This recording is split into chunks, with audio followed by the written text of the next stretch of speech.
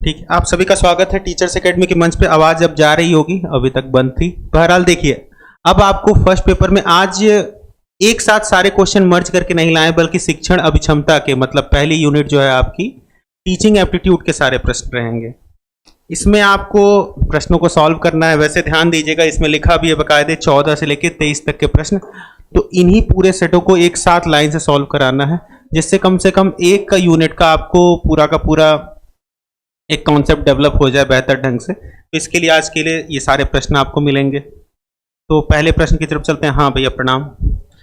देखिए पहला प्रश्न, वैसे देखिए जितना आप आगे बढ़ेंगे प्रश्नों की प्रकृति बदलेगी। वैसे बहुत कठिन क्वेश्चन नहीं है। पहला देखिए, लिखा है एक कक्षा में श्रव्य भाषिक शिक्षण।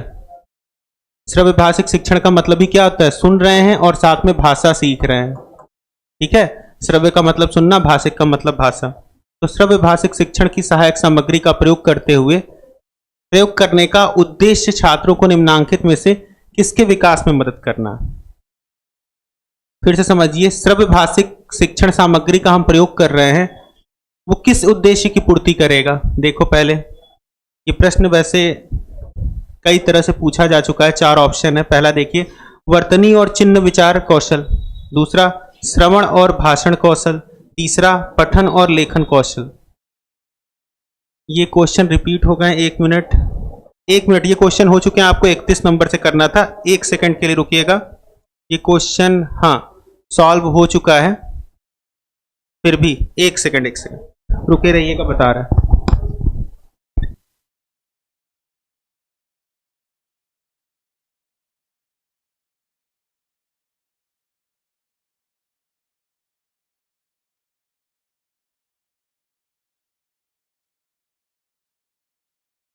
करना था 1 से हम आपको करा चुके हैं। ठीक है, चलिए अब इस प्रश्न से करना है, क्योंकि मैंने शुरुआत के 30 प्रश्न अलग अलग सेटों में प्रैक्टिस के दौरान करा दिए थे। तो 31 नंबर से आप सभी को करना है। ध्यान से देखिए, नीचे दिए गए मूल्यांकन प्रक्रियाओं में उसकी पहचान कीजिए जो निर्माणात्मक मूल्यांकन को, एक चीज ध्यान दीजिएगा, जो निर्माणात्मक मूल्यांकन पूछा है 2016 से लेके जो अभी तक पेपर हुआ है, पिछला पेपर भी जिसका अभी रिजल्ट आया है, इसमें कम से कम नहीं तो ये क्वेश्चन 27 से 30 बार रिपीट है। तो ये आपके लिए महत्वपूर्ण क्वेश्चन है, हर बार आता है।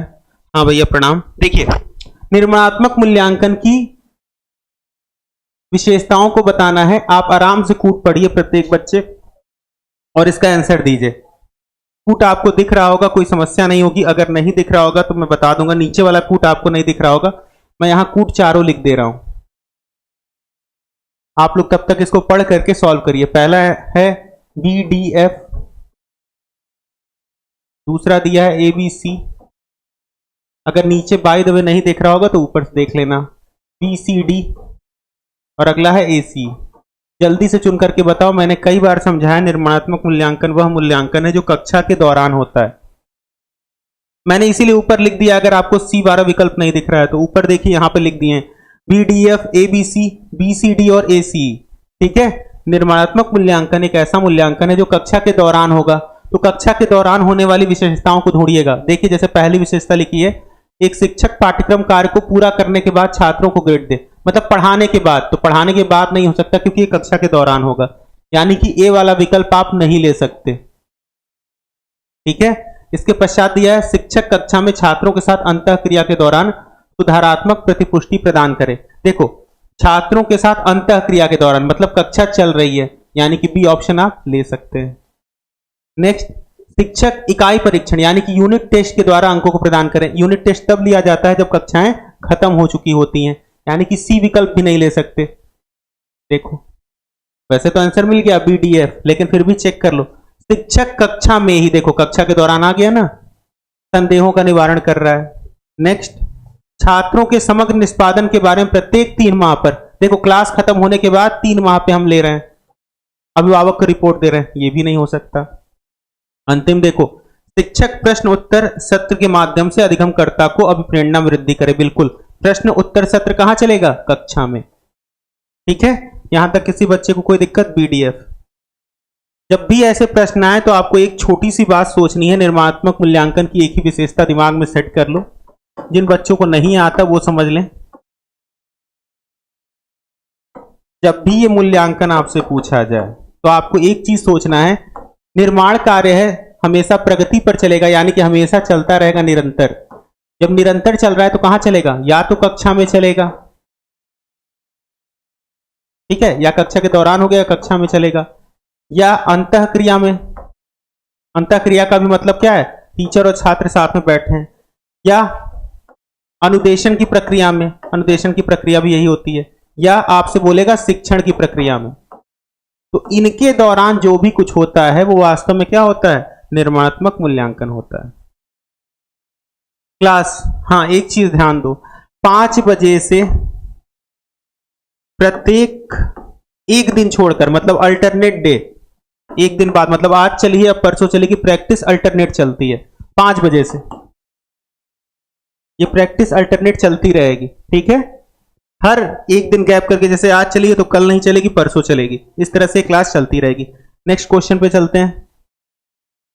ये आपको दिख रहा होगा, थोड़ा सा दिक्कत करेगा दिखने में, लेकिन दिख जाएगा। देखो लिखा क्या है, यहां पे दी है कुछ शिक्षण विधियां, और इस कॉलम में दिया है उनको सफल बनाने की जो मूल आवश्यकताएं हैं वो क्या होंगी। तो व्याख्यान की इसमें विशेषता पूछा है, परेशान मत हो, जब भी ऐसे प्रश्न आए तो विशेषता पे ध्यान दे देना। हाँ शुभ संध्या। देखो इसमें, रुको थोड़ा सा ऊपर कर दे रहे हैं, नहीं दिख रहा होगा कुछ बच्चों को तो।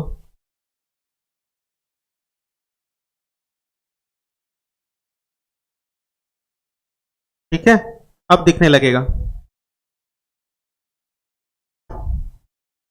देखो प्रश्न अब आपको दिख रहा होगा साफ सुथरा। देखो पहला दिया है व्याख्यान देना, व्याख्यान देने की विशेषता उधर ढूंढ के देखना कि किससे मिल पाएगी।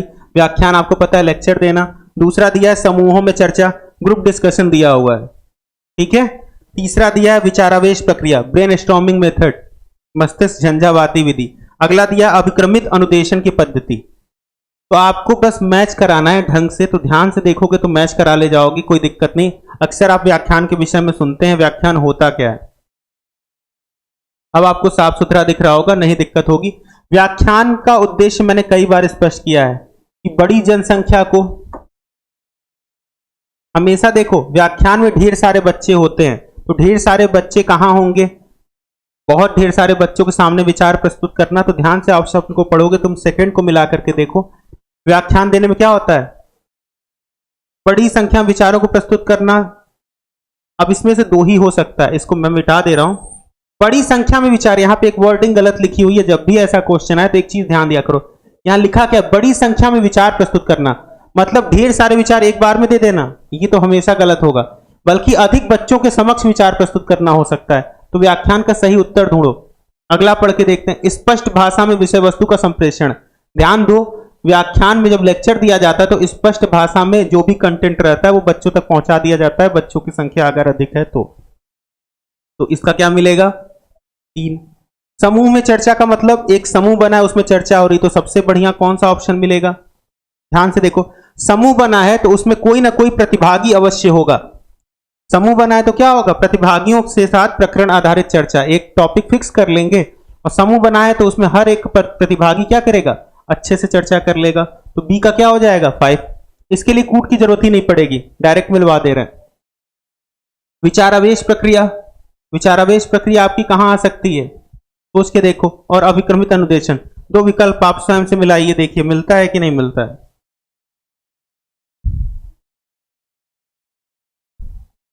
देखो विचारावेश प्रक्रिया है और अभिक्रमित अनुदेशन की पद्धति।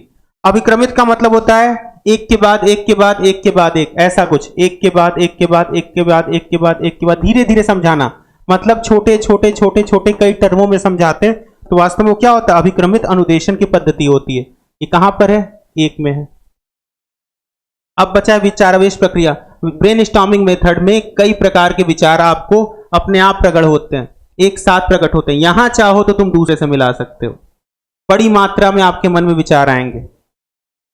3 5 4 1, बस एक छोटा सा आपका गलत हुआ है, चौथा किसी से नहीं मिलेगा क्योंकि शिक्षण उपकरणों का उपयोग दिया है।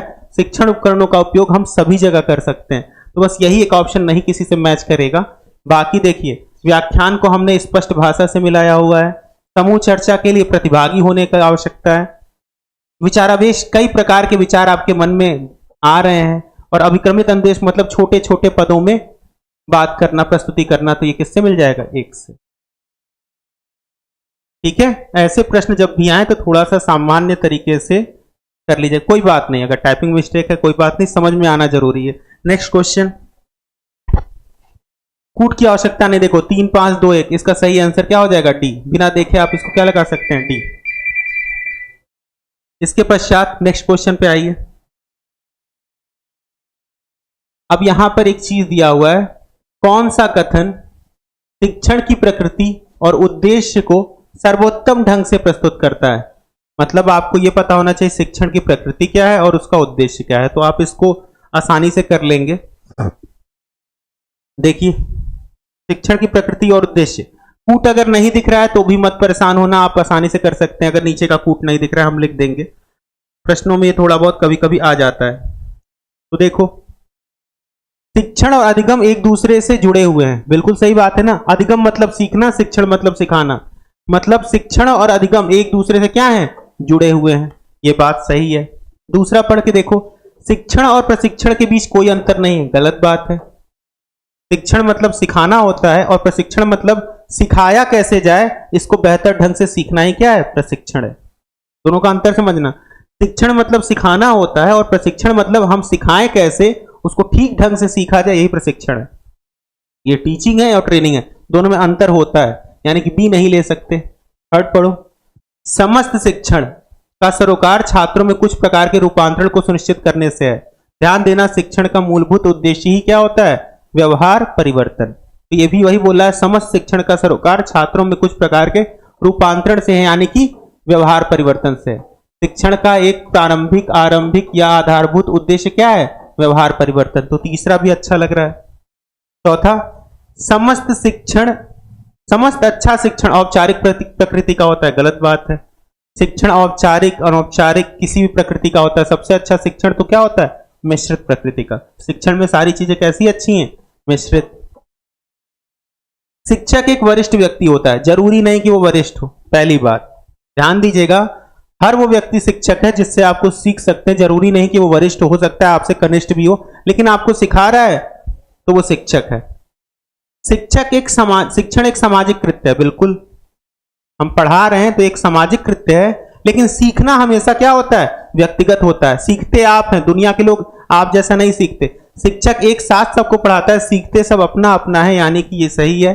जिसने भी ए, सी और एफ आंसर दिया होगा वो सभी बच्चे सही होंगे, अगर आप ए सी एफ को सोच पा रहे हैं।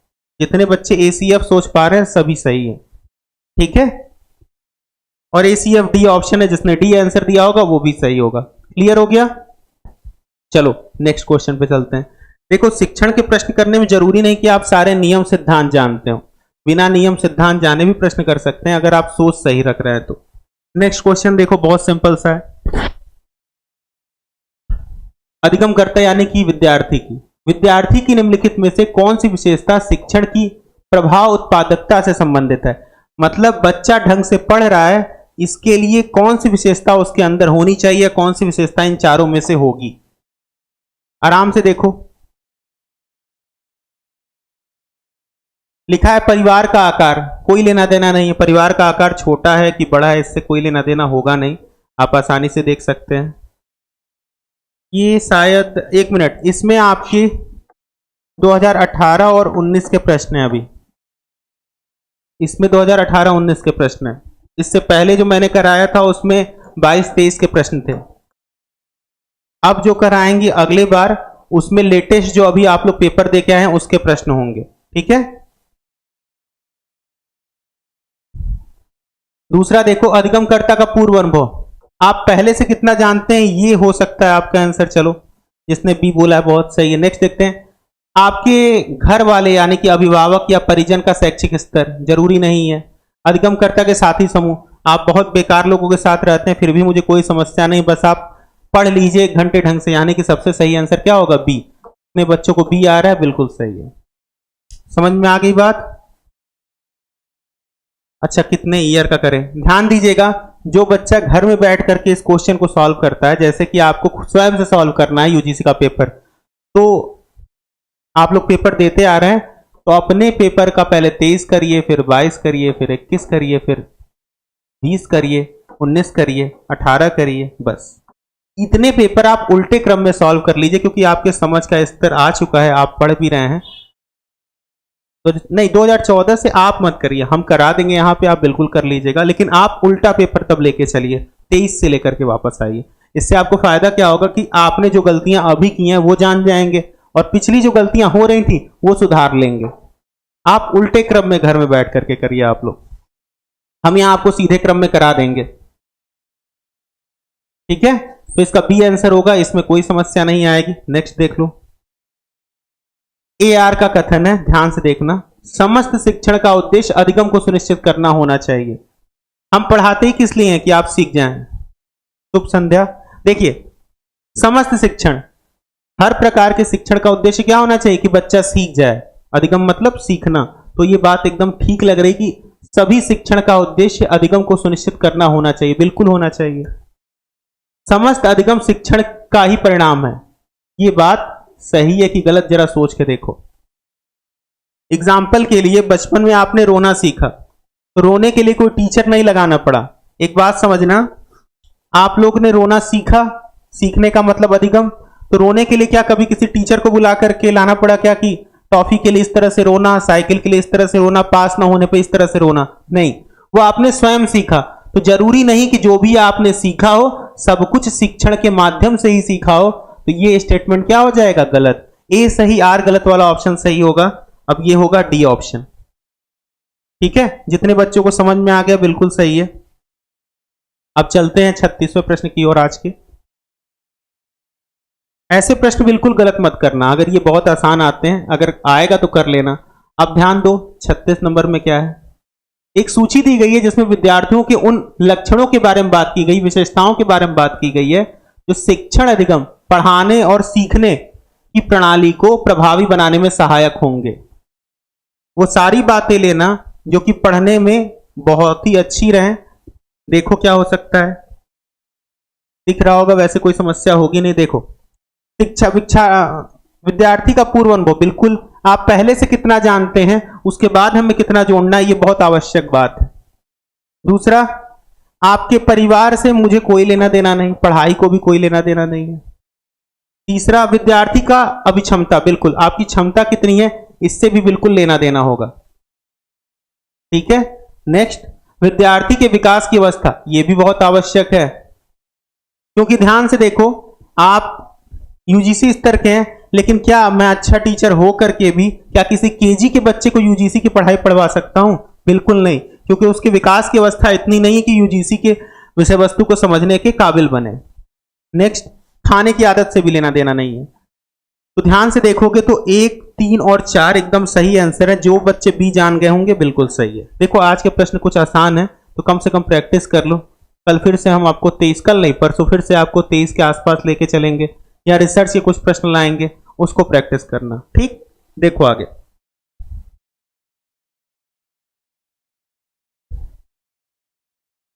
आज अधिकांश क्वेश्चन मैंने प्रभावी शिक्षण से चुने, क्योंकि इफेक्टिव लर्निंग और टीचिंग का कॉन्सेप्ट 2023 में भी आ रहा है, बस नए रूप में। तो बेसिक जानते रहोगे तो उसको भी कर ले जाओगे। देखो लिखा क्या है, निम्नलिखित में से कौन सा प्रभावी शिक्षण का मुख्य व्यवहार है? आप अच्छे से सीख रहे हैं, इसका सबसे अच्छा व्यवहार इन चारों में से क्या होगा? पढ़ के बताओ जल्दी से। आप अच्छे से सीख रहे हैं तो इन चारों में से कौन सा व्यवहार होगा? ठीक है, देखो मैंने कई बार आपसे कहा है कि कुछ वर्ड होते हैं जो आ जाए अगर शिक्षण में, तो ऑप्शन को ध्यान से पढ़ना, वो सही करने के लिए ही आते हैं। जैसे मैं यहां कुछ वर्ड लिख दे रहा हूं, तदानुभूति। पढ़ाना चाहिए बच्चे के तद का मतलब उसकी का मतलब बच्चे की। पढ़ाना हमेशा बच्चे की अनुभूति के अनुसार चाहिए, शिक्षक की अनुभूति के अनुसार नहीं, क्योंकि बच्चा कितना सीख रहा है ये जरूरी है। दूसरा, अधिगम संलिप्तता, बच्चा कितना अधिगम में जुड़ा है, ये बहुत आवश्यक। ये जब भी ऑप्शन में ऐसे वर्ड आ जाएं तो काटना मत, वो बहुत सही होते हैं। तीसरा,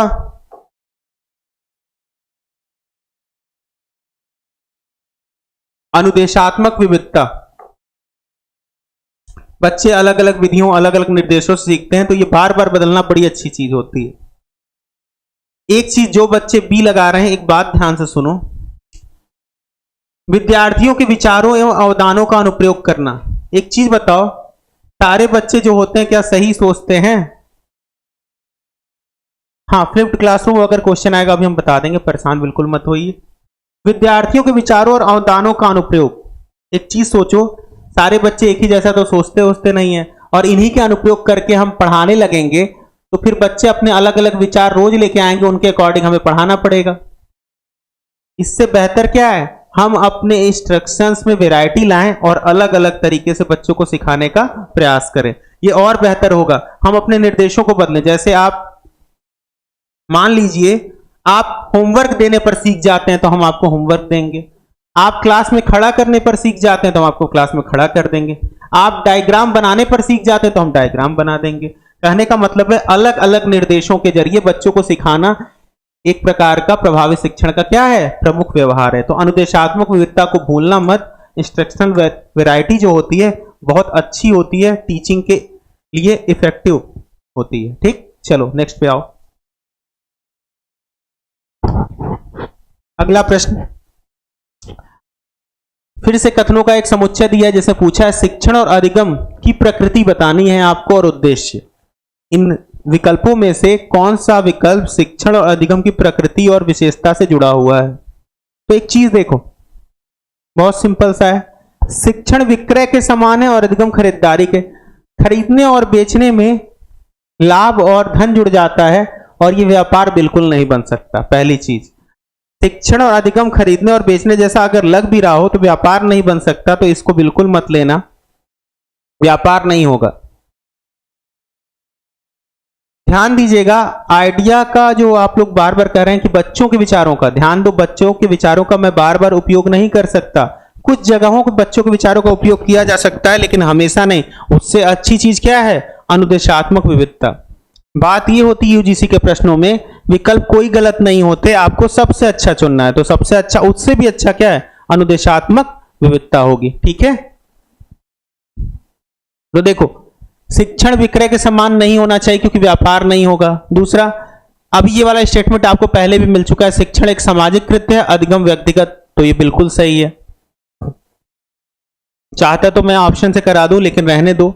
शिक्षण में अधिगम निहित होता है जबकि अधिगम शिक्षण को समाहित नहीं करता। जब जब पढ़ाऊंगा तो तुम सीखोगे, लेकिन तुमने जहां भी सीखा है केवल पढ़ाने से ही नहीं सीखा है। शिक्षण एक प्रकार का ज्ञान का अंतरण है जबकि अधिगम इसे प्राप्त करने जैसा है। अच्छा, शिक्षण एक अंतःक्रिया है जो प्रकृति में त्रिपदी है, मतलब टीचर, छात्र और सिलेबस या पाठ्यक्रम, जबकि अधिगम एक विषय के अंतर्गत सक्रिय कार्य है। अब जल्दी से बताओ इसमें क्या क्या सही आंसर है। कुछ बच्चों ने 2 3 4 बता दिया है, चौथे को लें कि पांचवें को लें? आप लोग एक चीज देखिएगा, 2 3 4 इसमें विकल्प में नहीं है, तो उसकी जगह 2 3 5 विकल्प में है, तो हम 2 3 4 ना लेकर के क्या ले लेंगे, 2 3 5, क्योंकि 2 3 4 आपके विकल्प में नहीं, आपको विकल्प नहीं दिख रहा होगा, तो 2 3 4 विकल्प में है ही नहीं, तो हमें क्या चुनना होगा, 2 3 5। और सबसे अच्छा क्या होता अगर आंसर दे देता 2 3 4 5, लेकिन नहीं दिया है, तो हम 2 3 5 विकल्प में दिया हुआ है, सी विकल्प 2 3 5 ही लिखा है, तो हम उसी को चुन लेंगे क्योंकि बाकी विकल्प में 1 लिखा है। ठीक है, तो जो बच्चे इसको कर पाए बहुत बेहतर है, क्योंकि जो अंतिम वाला दिया है विकल्प 5वां, ये शिक्षण की परिभाषा ही है। शिक्षण एक अंतःक्रिया है, सामाजिक अंतःक्रिया है जिसमें 3 पद होते हैं, और अधिगम एक विषय के अंतर्गत सक्रिय कार्य। एक विषय के अंतर्गत जब आप सक्रिय रूप से जुड़ते हैं तो क्या हो जाते हैं, सीख जाते हैं। क्लियर, नेक्स्ट क्वेश्चन पे चलते हैं। 39 नंबर को देखिए, सभी शिक्षण में अधिगम निहित होता है। एक बात समझना हमेशा, हम जब जब पढ़ाएंगे तब तब आप सीखेंगे। पढ़ाया ही इसलिए जाता है कि आप सीखें। पहली बात, पढ़ाया क्यों जाता है, कि आप सीख जाएं। तो शिक्षण जब करते हैं तो उससे क्या मिलता है, हमें कुछ ना कुछ सीखने को जरूर मिलता है। और आपको हम कई बार बताएं, शिक्षण एक विकासात्मक प्रक्रिया है जो कभी पतनोन्मुख नहीं हो सकती। मतलब आप जितना जानते हैं उससे नीचे नहीं गिरेंगे, भले ऊपर ना उठे, लेकिन उससे नीचे नहीं गिरेंगे। मतलब ABCD अगर आप जानते हो तो आप ABCD नहीं भूलोगे, भले हमसे कुछ ज्यादा ना सीख पाओ, लेकिन कुछ ना कुछ तो सीखोगे अगर हम पढ़ा रहे हैं तो। सभी शिक्षण में अधिगम निहित होता है। अच्छा, अधिगम को उपयोगी होने के लिए उसे आवश्यक रूप से शिक्षण से भी उत्पन्न होना चाहिए। एक चीज बताओ, अभी कुछ देर पहले मैंने एक बात बोली थी, सारा अधिगम शिक्षण से नहीं प्राप्त होता, कुछ अधिगम आप स्वयं से सीख जाते हो। बात समझ में आई?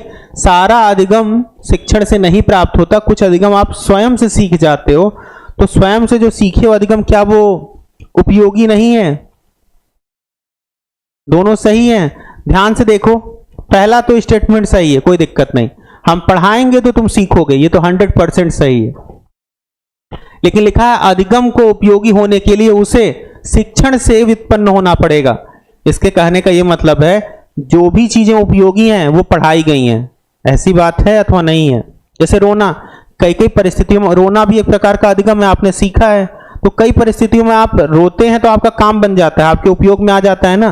तो ध्यान देना, सारे अधिगम यदि शिक्षण से प्राप्त नहीं होते फिर भी उपयोगी हैं। तो सेकंड स्टेटमेंट को ध्यान से पढ़ो, ये गलत बोल रहा है कि जो भी अधिगम उपयोगी होगा उसे शिक्षण से ही उत्पन्न होना होगा, मतलब शिक्षण से ही लाना होगा। तो मतलब गलत है।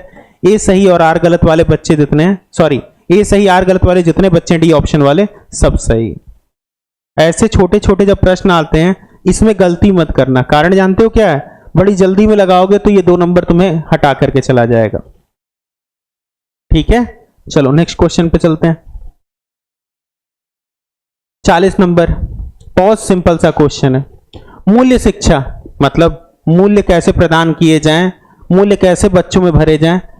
मूल्य शिक्षा का उद्देश्य निम्नलिखित में से किस पर संकेंद्रित कर उसे पूरी तरह से प्राप्त किया जा सकता है?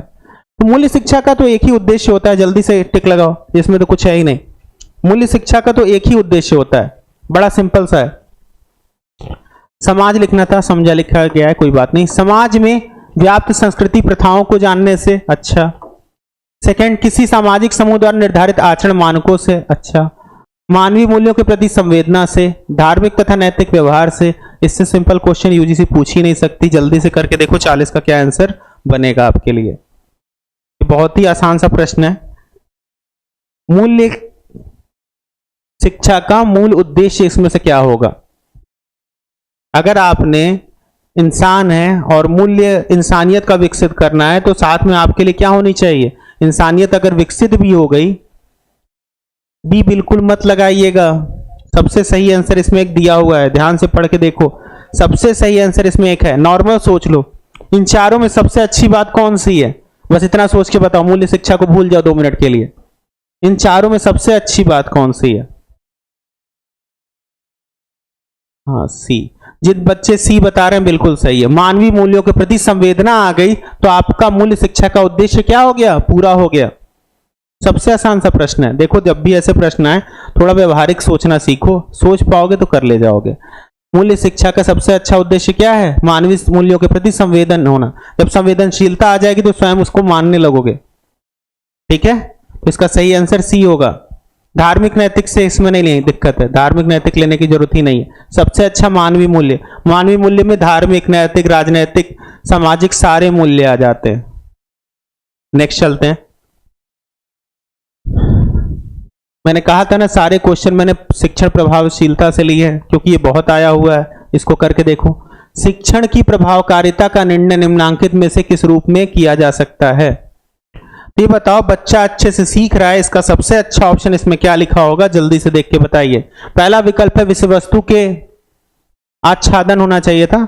आच्छादन के आधार पर, छात्रों की अभिरुचि के आधार पर, छात्रों के परिणाम के आधार पर, कक्षा में शिक्षण सहायक सामग्री के उपयोग के आधार पर। मान लो तुम लोग को जेआरएफ के लिए क्लास ले रहे हो तो सबसे अच्छा इसमें से क्या होगा? देखो ध्यान से, मैं ऑप्शन बोल रहा हूं। आपके पास जेआरएफ की नोट्स हो, मतलब विषय वस्तु का होना मतलब आपके पास जेआरएफ की नोट्स है, आप जेआरएफ बनना चाहते हैं। ध्यान देना, शिक्षक बढ़िया से हुआ इसका कौन सा मिलेगा आंसर? दूसरा, आप जेआरएफ बनना चाहते हैं, सेकंड ऑप्शन यही कह रहा है। छात्रों की रुचि मतलब आप जेआरएफ बनना चाहते हैं। तीसरा, आप जेआरएफ पास हो गए, अधिगम परिणाम का मतलब जेआरएफ क्वालिफाई कर गए। चौथा, हम पढ़ा रहे हैं अलग अलग जेआरएफ के मटेरियल ला करके। तो सबसे अच्छा आपके लिए क्या होगा इसमें से? बिल्कुल सही है सी ऑप्शन, अगर बता रहे हो तो। बी रुचि, ध्यान देना, इन 4 ऑप्शन को फिर से मैं बोल रहा हूं। मान लो तुम जेआरएफ बनना चाहते हो, तो पहला दिया है कि आपके पास जेआरएफ की नोट्स हो, ये अच्छा है। दूसरा, आप जेआरएफ बनना चाहते हैं, ये अच्छा है। कि आप जेआरएफ क्वालिफाई कर गए, ये अच्छा है। इन तीनों में से ही बता दो फटाक से।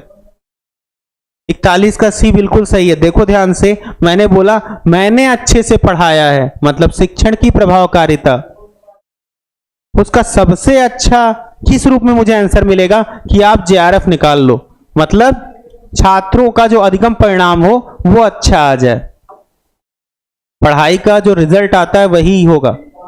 ठीक है, क्लियर। ऐसे प्रश्नों को आपको सामान्य रूप से सोचना आना चाहिए, जरूरी नहीं कि आप इसको पढ़े ही हो। अगर आप सामान्य रूप से सोच सकते हैं तो बिल्कुल गलत नहीं करेंगे। नेक्स्ट, निम्नलिखित में से किस शिक्षण विधि में शिक्षार्थी की भागीदारी इष्टतम और पहलकारी बनाया जाता है? 4 विधियां लिखी हुई हैं, इनमें से कौन सी विधि बच्चों को सबसे अच्छे से जोड़ सकती है, सबसे अच्छे से सिखा सकती है? जल्दी से देख के बताओ। बहुत आसान सा प्रश्न है, इसमें भी कोई दिक्कत नहीं आएगी। मैंने आप लोग को कई बार बताया कि लेक्चर में 5% बच्चे सीखते हैं, इसमें इतने % सीखते हैं, इस तरह से आप लोग को बताया हुआ है। तो आप बताइए इसमें से कौन सी ऐसी विधि है जिसमें बच्चे सबसे अधिक सीखते हैं? लिखा ही है, तो एक शिक्षार्थी की भागीदारी को इष्टतम और पहलकारी बनाया जाता है। सबसे अधिक बच्चे किस वाली विधि में रुचि से जुड़ेंगे? जल्दी से देख के बताओ। परियोजना में जुड़ेंगे, विचारवेश सत्र में जुड़ेंगे, युग्मित वार्ता में जुड़ेंगे, परिचर्चा में जुड़ेंगे? मैंने कई बार बताया है कि एक चीज सीखना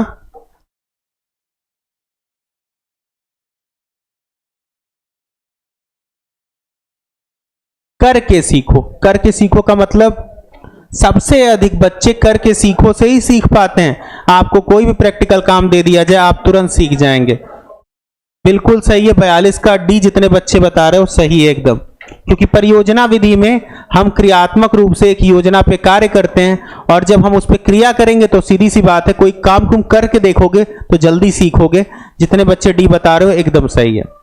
नहीं, डिस्कशन में नहीं, डिस्कशन में आप थोड़ा बहुत सीख सकते हैं, लेकिन एक बात समझो, मैं तुम्हें यह बताऊं कि सुंदर लिखना बच्चों के लिए अच्छा होता है, तो आप इस पे बातचीत करिए। इससे बेहतर क्या है, सुंदर लिख करके किसी को दिखा दीजिए, वो आपसे प्रभावित हो जाएगा।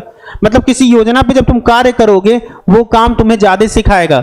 इसीलिए बचपन से तुम्हें कोई ना कोई प्रोजेक्ट दिए जाते रहे हैं। ठीक है, डिस्कशन से भी बेहतर क्या होता है, प्रोजेक्ट मेथड या परियोजना विधि। करके सीखना लगभग 75% बच्चे सीख जाते हैं। ग्रुप डिस्कशन में 50% बच्चे सीख पाते हैं, तो ये 25% और सिखा देता है। क्लियर। नेक्स्ट देखो, शिक्षण प्रभावकारिता को प्रभावित करने वाला एक सर्वाधिक शक्तिशाली कारक ढूंढना है। सबसे शक्तिशाली कारक बताइए जो शिक्षण की प्रभावशीलता को प्रभावित करने से संबंधित है। अच्छा एक चीज बताओ, शिक्षण की प्रभावशीलता को प्रभावित करने वाला सबसे सशक्त कारक, सब कारक है, लेकिन जो सबसे सशक्त कारक होगा वो ऑटोमेटिक कौन सा होगा? जल्दी से देख के बताओ। बहुत सिंपल सा क्वेश्चन, इसमें आपको कोई दिक्कत नहीं होगी। शिक्षण प्रभावकारिता को प्रभावित करने वाला सबसे शक्तिशाली कारक क्या होगा? 4 ऑप्शन है। देश की सामाजिक व्यवस्था होगी, देश की आर्थिक व्यवस्था होगी, देश की राजनीतिक व्यवस्था होगी, देश की शैक्षणिक व्यवस्था होगी। इससे आसान क्वेश्चन यूजीसी पूछ ही नहीं सकती थी। 2019 में उसने गलती से पूछ लिया था। बिल्कुल गलत है, जो बच्चे ये बताएंगे बिल्कुल गलत है। एक चीज बताओ, तुम्हें पढ़ाई को सबसे अधिक कौन प्रभावित कर सकता है? हाँ, जो बच्चे डी बता रहे हैं बिल्कुल। एक चीज बताओ, शैक्षिक व्यवस्था ही तो सबसे अधिक प्रभावित करेगी ना, उसके बाद सामाजिक व्यवस्था करेगी, उसके बाद आपकी राजनीतिक व्यवस्था करेगी, उसके बाद आपकी आर्थिक व्यवस्था करेगी। क्लियर। आपकी पढ़ाई को सबसे अधिक प्रभावित कौन कर सकता है? शैक्षिक व्यवस्था, क्योंकि पढ़ाई को शैक्षिक व्यवस्था प्रभावित करेगी। जैसे देश में नेताओं को सबसे अधिक कौन प्रभावित करेगा? पढ़ाई नहीं, राजनीतिक व्यवस्था। क्लियर है।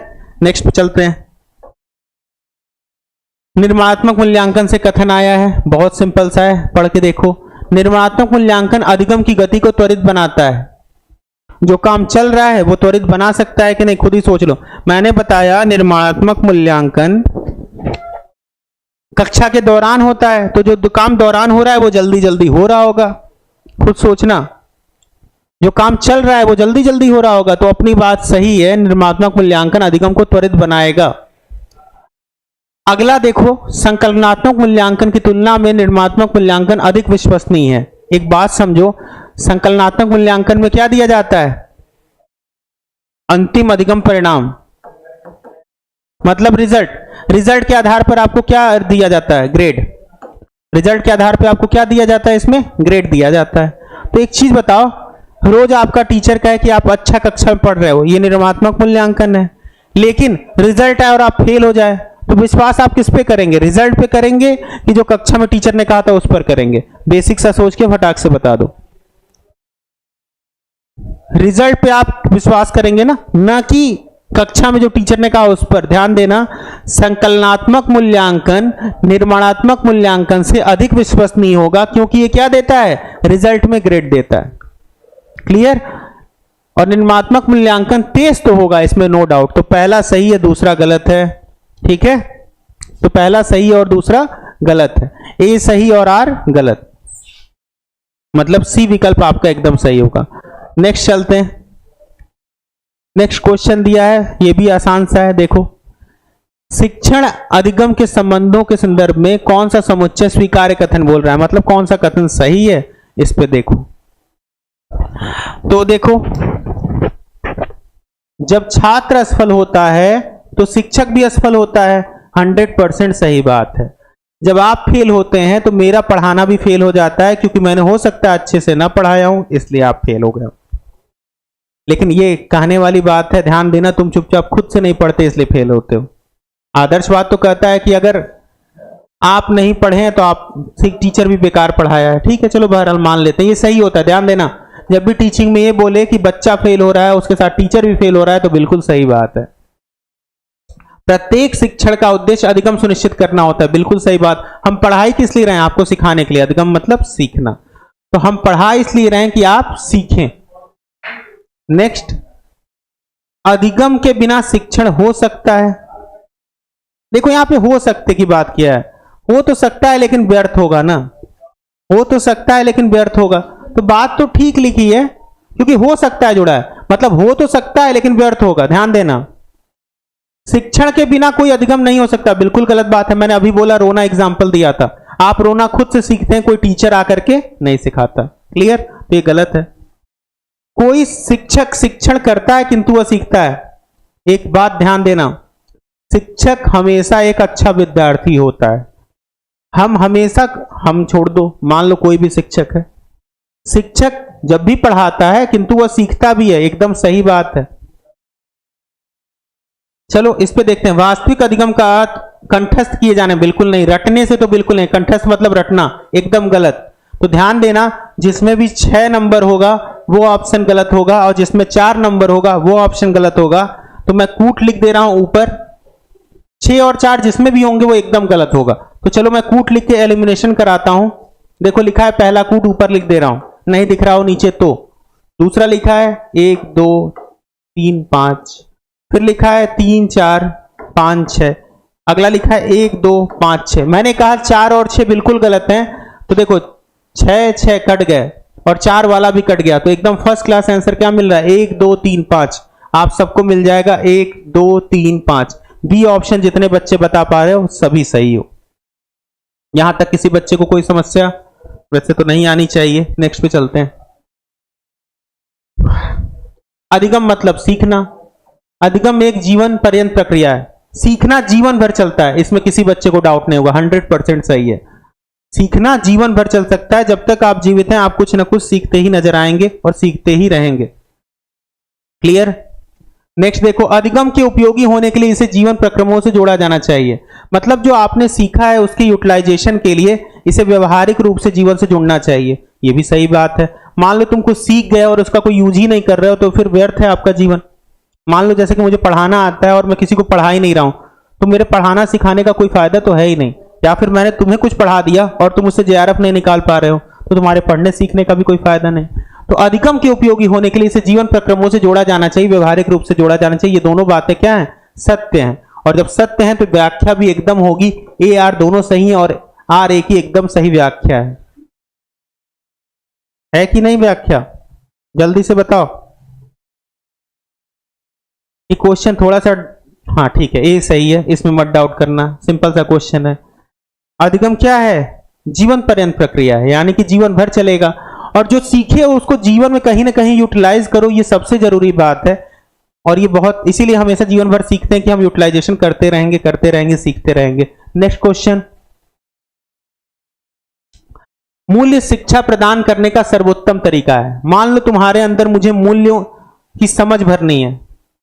अच्छा, एक्सप्लेन में डाउट होता है, तो जब भी किसी एक्सप्लेनेशन में डाउट हुआ करे, पूछ लिया करिए, हम बता देंगे उसका एक्सप्लेनेशन क्यों है। ठीक है, बिल्कुल मत परेशान होइएगा।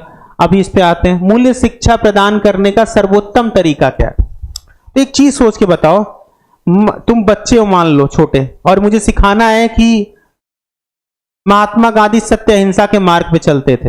हाँ, कुछ ही क्वेश्चन में आता होगा डाउट, तो उसके लिए सबसे अच्छा तरीका क्या होगा इन चारों में? हम तुम्हें ग्रंथों पर लेकर के चर्चा कर दें जिनमें महात्मा गांधी का उल्लेख हो, या तुमको मूल्यों का व्याख्यान दें, तुमसे बात करें महात्मा गांधी ऐसे क्यों थे, या फिर मूल्यों पर संगोष्ठी करें, सेमिनार आयोजित करें, या फिर मूल्यों पर आदर्शात्मक प्रस्तुति करें, तुम्हें अलग अलग गांधी जी जुड़े नाटक, मूवी, फिल्म वगैरह दिखाएं। तो इन चारों में से सबसे अच्छा क्या होगा? किसका प्रभाव तुम पर इसमें सबसे अधिक पड़ेगा, सोच करके बता दो। बिल्कुल सही बात है, आपका जैसे जीवन में फिल्मों का प्रभाव बहुत अधिक पड़ता है, या नाटक देखने का प्रभाव बहुत अधिक पड़ता है, वास्तव में मूल्य शिक्षा के लिए सबसे अच्छा तरीका होता है आदर्शात्मक प्रस्तुतियां करना, या फिर विमर्शित सत्र का आयोजन करना जो दिमाग में जाए। वास्तव में एक चीज देखा करो, इसीलिए आज भी भरत मिलाप, रामायण का मंचन आज भी आपके देश में हर साल होता है दशहरे पे। कारण क्या है? उसी की तरह हम चरित्र को अपना सकें। फिल्में भी इसीलिए बनाई जाती हैं, लेकिन फिल्मों का आजकल उद्देश्य बदल गया। नेक्स्ट, अगला प्रश्न, अब ध्यान से देखो। एक महाविद्यालय स्तर पर, ध्यान देना, हायर एजुकेशन की बात कर दिया है। महाविद्यालय बोलने का मतलब ही है हायर एजुकेशन में असिस्टेंट प्रोफेसर है ने विश्लेषण और संश्लेषण के कौशल पर केंद्रित विद्यार्थियों के संज्ञानात्मक आयाम को, कॉग्निटिव डायमेंशन की बात कर रहा है, कि विकास करने के उद्देश्य से अपने व्याख्यानों की एक योजना बनाई है। और उसके 3 स्तर हैं, स्मृति स्तर है, बोध स्तर है, विमर्श स्तर है। उसकी यहां विशेषता दी है, तुम्हें यही मिलाना है। तो जल्दी से बताओ कौन सा स्तर किससे मिलेगा। मैंने कई बार बताया, स्मृति स्तर में केवल याद करने से है, और बोध स्तर समझने से, विमर्श सही गलत का निर्णय लेने से है। हाँ, ये बात सही, इस टाइम रील्स का प्रभाव पड़ा है, कुल मिलाकर के इन्हीं सब का प्रभाव पड़ रहा है। और वास्तव में आधे बच्चों के जेआरएफ न निकालने का कारण यही रील्स और तरह तरह के शॉर्ट वीडियो हैं। बहरहाल इधर देखो, स्मृति स्तर क्या होगा? स्मृति मतलब किसी चीज को याद कर लेना, ऐसा कुछ है याद वाला ऑप्शन। विमर्श का मतलब होता है उस पर विश्लेषण वगैरह कर लेना। चलो देख लो, कोई मिल रहा हो तो फटाक से बताओ, जल्दी अपने से मिलाओ, इसमें हम बिल्कुल नहीं बताएंगे।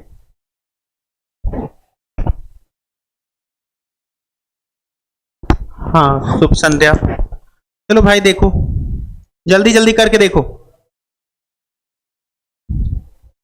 अच्छा एक चीज बताओ, स्मृति है ना, स्मृति का मतलब है कोई चीज मेमोराइज कर लेना, दिमाग में सेट कर लेना। तो इसको पढ़ो ना, प्रस्तुतिकरण के दौरान दिए गए महत्वपूर्ण बिंदुओं को दर्ज करना। दर्ज करना मतलब दिमाग में दर्ज कर लेना, तो ए का 2 हो जाएगा। बोध का मतलब होता है समझ। समझ के लिए सबसे जरूरी अच्छा क्या है? अगर आप किसी चीज को समझ गए हैं तो उसमें अंतर करना भी सीख जाएंगे। किसी बिंदु के उदाहरणों और गैर उदाहरणों को पृथक करने का अवसर देना। अगर आप समझ गए तो तुरंत अलग कर लेंगे, नहीं समझ पाए तो नहीं अलग कर पाएंगे। विमर्श, विमर्श के लिए आप मिला लीजिए खुद से। तीसरा क्या है? सूचना के विभिन्न मदों पर चर्चा करने के लिए विद्यार्थियों से कहना, बिल्कुल नहीं। तो चर्चा करना तो किसी स्तर में नहीं है। विवेच्य बिंदुओं का आलोचनात्मक विश्लेषण। आलोचनात्मक विश्लेषण का मतलब ही क्या है? आप विमर्श कर रहे हैं, तो सही क्या मिलेगा? 2 1 4, 2 1 4 जहां भी हो सही है। सी विकल्प सही है, आपको दिख नहीं रहा होगा, दिख रहा है तो 2 1 4 आप टिक लगा लीजिएगा। ठीक है, इसका भी जेआरएफ हो गया, अति उत्तम, शुभकामनाएं। आगे रिसर्च करो, सरकारी पैसे का लाभ उठाओ और 5 साल के अंदर असिस्टेंट प्रोफेसर बन जाओ। ठीक है, बेहतर है। 49 करिए। 49 में आपका क्या है? प्रभावी शिक्षण अधिगम, मतलब सीखना और सिखाना की व्यवस्था में अविकल्प होना चाहिए था। अविकल्प में शिक्षार्थी की विशेषताओं का कौन सा सेट सहायक समझा जा सकता है। फिर वही चीज है, शिक्षार्थी के अंदर कौन कौन से गुण होंगे कि आप सीख जाएंगे। पूर्व ज्ञान हमेशा जरूरी है। दूसरा, आपके परिवार मित्र, इससे कोई लेना देना नहीं। विषय के संदर्भ में अधिगमकर्ताओं की योग्यता बहुत जरूरी है। भाषा पृष्ठभूमि हायर एजुकेशन में महत्व नहीं रखती। बार बार मैंने कई बार समझाया है कि भाषा की पृष्ठभूमि, वैसे अगर आंसर में आएगा लगा लेना, आ जाए आंसर तो काटना मत, 4 हो सकता है नो डाउट, लेकिन बहुत जरूरी नहीं है। लेकिन अगर उससे खराब ऑप्शन आए तो ले लेना। निर्धारित कोड ध्यान देना, बड़े क्लास में ड्रेस कोड का कोई लेने देना नहीं होता। अभिप्रेरणा उन्मुखीकरण ये बहुत जरूरी है, मतलब 1 3 6 तो डेफिनेटली होना चाहिए, उसके साथ जो भी विकल्प रहेगा हम ले लेंगे। 1 3 6 तो डेफिनेटली होना चाहिए। 5 कट ही गया है तो देखो 1 3 6 इसमें नहीं है, 1 3 6 सी में भी नहीं है, 1 3 6 डी में भी नहीं है, तो 1 3 4 6 तो हम भाषा वाला भी ले लेंगे, कोई डाउट नहीं, चल जाएगा। क्लियर हो गया? यहां तक कोई समस्या? पहले तो उन विकल्पों को चुनो जिनको छोड़ा ही नहीं जा सकता। अगर आप उनको चयनित कर लेंगे तो आप एक आध विकल्प जिसमें समझ में नहीं आ रहे, जैसे मुझे भाषा अभी नहीं समझ में आ रही थी कि होगा कि नहीं होगा, तो इस पर डाउट ही नहीं बचेगा जब ऑप्शन काटने लगोगे तो। ठीक है, अब आज का अंतिम प्रश्न है जो कि 50वां प्रश्न होगा। 20 क्वेश्चन मुझे आज कराने थे, फिर 20 लेके आएंगे कल नहीं परसों, हल अल्टरनेट डे आपकी प्रैक्टिस चलेगी। तो आज का अंतिम प्रश्न देखिए और इसको करने का प्रयास करिए। अभिकथन, कथन और कारण है। पहला दिया है, उच्च शिक्षा का प्रयोजन विद्यार्थियों में आलोचनात्मक सृजनात्मक चिंतन योग्यता को बढ़ावा देना है। नो डाउट, बिल्कुल, क्योंकि ये शिक्षण हमेशा विमर्श स्तर का ही होता है। हायर एजुकेशन में वास्तव में चिंतन, विमर्श, तर्क, इनका ही महत्व होता है। इसीलिए यहाँ लेक्चर दिए जाते हैं, इसीलिए यहाँ सेमिनार आयोजित कराए जाते हैं, सारी चीजें होती हैं। पहले में कोई डाउट नहीं, उच्च शिक्षा का प्रयोजन विद्यार्थियों में आलोचनात्मक और सृजनात्मक चिंतन की योग्यता को बढ़ाना ही होता है। दूसरा, आर, इन योग्यताओं से कार्य स्थापन सुनिश्चित होता है। बिल्कुल सही है, ये वो योग्यताएं हैं जिससे आप किसी कार्य करने की क्षमता, कार्य को अलग तरीके से सोचने की क्षमता, ये सारी क्षमताएं आ जाती हैं।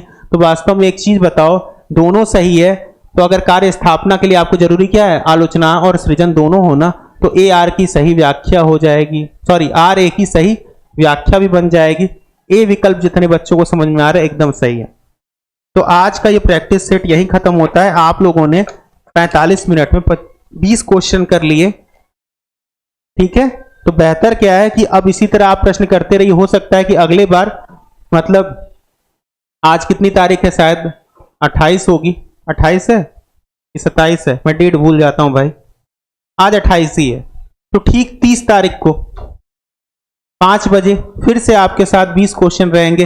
हो सकता है रिसर्च के रहें, हो सकता है कम्युनिकेशन के रहें, हो सकता है लॉजिक के रहें। तो आज की क्लास को यहीं समाप्त करते हैं। किसी का कोई समस्या या संदेह हो तो बता देना। और एक और बात, आप लोग की वो पेड क्लास भी आरंभ हो चुकी है, नीचे जो नंबर चल रहा होगा, अगर ज्वाइन करनी होगी तो आप उस पर संपर्क कर लीजिएगा। बाकी आपकी प्रैक्टिस चलती रहेगी। धन्यवाद।